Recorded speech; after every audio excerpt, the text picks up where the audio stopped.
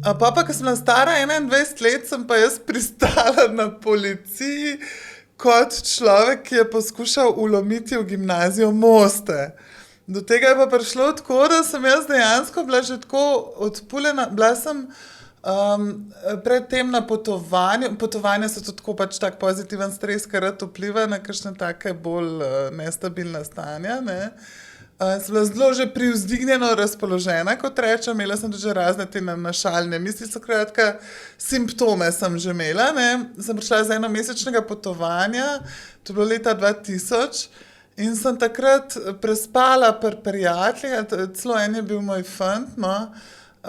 Pač sem prespala in sem zjutraj tako zgodaj vstala, sem šla kar sama ven in sem bila že v nekem filmu svojem, pač je bila dejansko že psihoza, tako hudo je bilo, v maničnem stanju, ne. Pač toliko je bilo že hudo, da so se misli že fragmentirale, bila sem čist brez stika z realnostjo, ker svoje sinteze sem si napletala in sem šla mimo te gimnazije Moste nesrečne in sem, to tudi v eni zgodbi o težko mentalcih sem poskušala malo podoživljati, sam seveda za zgodbo malo drugače moraš to ubesediti. V resnici je zelo pretrgan spomin, spomnim se dobro, kaj mi je po glavi hodilo.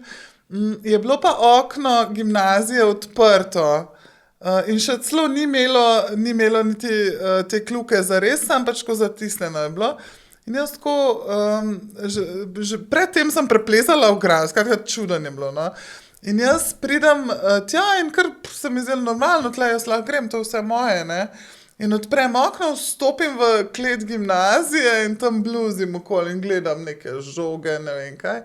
In prideta, alarm se je sprožil, seveda, ne.